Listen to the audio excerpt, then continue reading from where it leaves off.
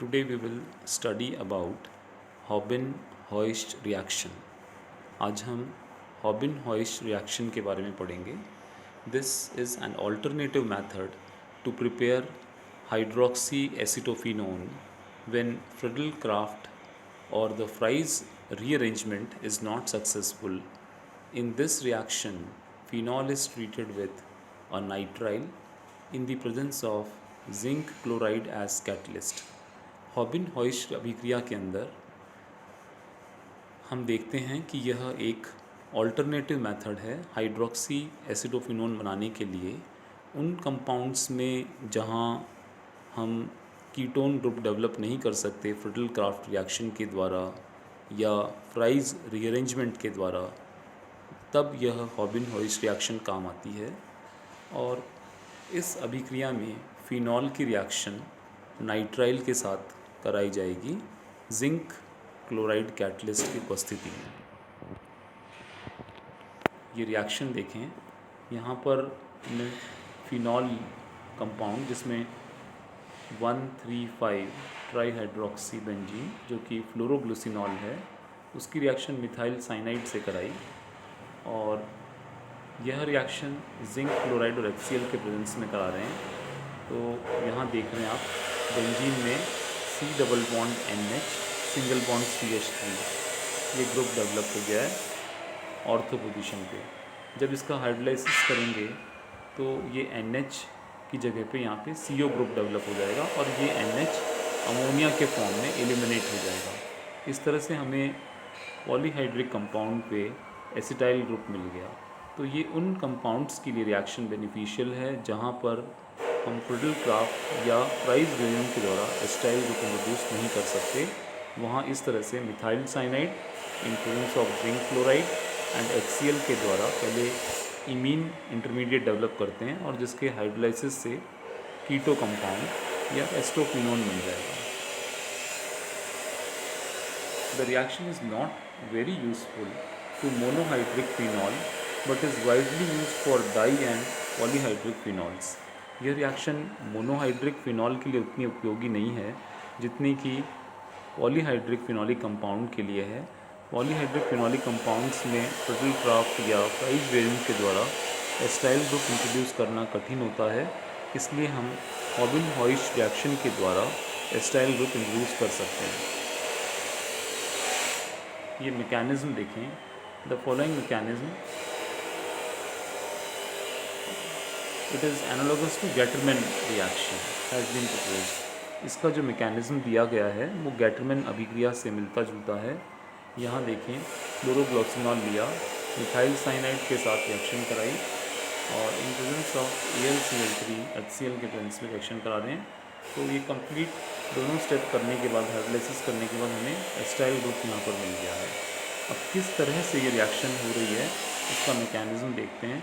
तो मैकेनिज्म में CH3C triple bond N है और N के ऊपर जो लोन पेयर ऑफ इलेक्ट्रॉन्स हैं वो HCl में से H+ आयन को जोड़ लेंगे और उससे CH3C triple bond NH positive charge, क्योंकि N ने अपने लोन पेयर ऑफ इलेक्ट्रॉन्स के द्वारा H+ को जोड़ा है इसलिए N पर पॉजिटिव चार्ज डेवलप होगा. और जब ये पाई इलेक्ट्रॉन्स N पर शिफ्ट होंगे तो N का पॉजिटिव चार्ज खत्म हो जाएगा और कार्बन पर पॉजिटिव चार्ज डेवलप हो जाएगा. तो इस तरह से CH3C पर positive charge double bond NH.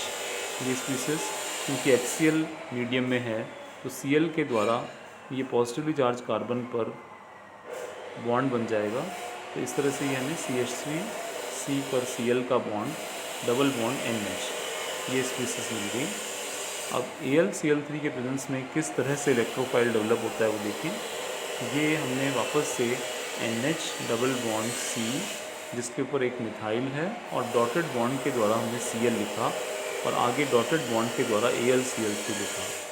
इसमें जिस बॉन्ड पर क्रॉस लगा है यानी कि कार्बन और क्लोरीन के बीच का बॉन्ड टूटने के प्रोसेस में है और क्लोरीन और AlCl3 के बीच बॉन्ड बनने के प्रोसेस में है.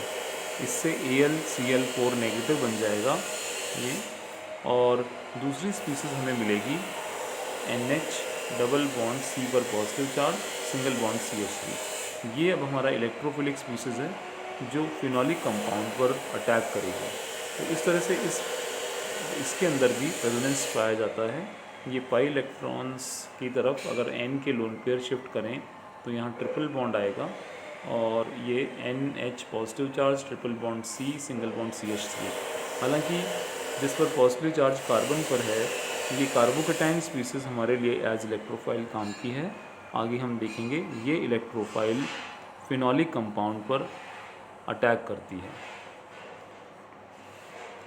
यहाँ हमने पॉलीहाइड्रिक फिनोलिक कंपाउंड लिया और जो इलेक्ट्रोफाइल अभी डेवलप किया है CH3C पर positive charge, double bond NH, ये इलेक्ट्रोफाइल बेंजीन की रिंग पर यहाँ ऑर्थो पोजीशन पर अटैक करेगा। और ये किस तरह से जुड़ेगा, इलेक्ट्रोफाइल के पास तो इलेक्ट्रॉन है नहीं, तो बेंजीन के पाई इलेक्ट्रॉन्स शिफ्ट होकर कार्बन पर नेगेटिव चार्ज बनाएंगे और उस नेगेटिव चार्ज या पेयर ऑफ इलेक्ट्रॉन के द्वारा इस कार्बन पे बॉन्ड बन पाएगा।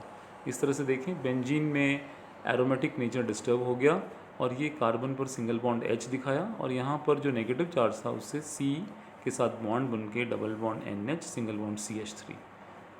नेक्स्ट स्टेप में देखेंगे कि ये कार्बन हाइड्रोजन के इलेक्ट्रॉन वापस से बेंजीन की रिंग में आते हैं और एरोमेटिक नेचर फिर से रेस्टोर हो जाता है। इस तरह से ये H+ एलिमिनेट होने से वापस से हमें बेंजीन रिंग मिल गई और इस पर डेवलप हुआ C, double bond NH, single bond CH3। बाकी जो 3 OH ग्रुप थे जहाँ पहले थे वहीं पर हमने वापस से दिखा दिया है। अब इसका हाइड्रोलाइसिस करें। ये इमीन कंपाउंड जो है सब्सटीट्यूटेड इमीन कंपाउंड का जब हम हाइड्रोलाइसिस करते हैं तो इस पोजीशन पे C double bond O develop होगा और ये जो NH है अमोनिया के फॉर्म में एलिमिनेट हो जाएगा। इस तरह से हमें ये एसिटोफिनोन डेरिवेटिव मिल गया है जिस पे 2,4,6 ट्राई हाइड्रोक्सी एस्टोफिनोन हाइड्रोलाइसिस करने पे ये CO ग्रुप में डेवलप हुआ और अमोनिया एलिमिनेट हो गया। तो this is the mechanism of Houben Hoesch reaction, जहाँ हम देख रहे हैं पहले हम CH3CN HCl के द्वारा इलेक्ट्रोफाइल डेवलप करते हैं AlCl3 के प्रेजेंस में, जो कि CH3C पर positive charge, double bond NH है। फिर इस इलेक्ट्रोफाइल को पॉलीहाइड्रिक फिनोलिक कंपाउंड पर अटैक करवाते हैं और जहाँ पहले एरोमेटिक नेचर डिस्टर्ब होता है और जिस कार्बन पे C double bond NH CH3 जुड़ेगा वहाँ पर एक H भी हमें दिखेगा। फिर H+ के एलिमिनेट होने से वापस से एरोमेटिक नेचर रेस्टोर हो गया है और इसके हाइड्रोलाइसिस से हमें कीटो ग्रुप डेवलप कर लिया।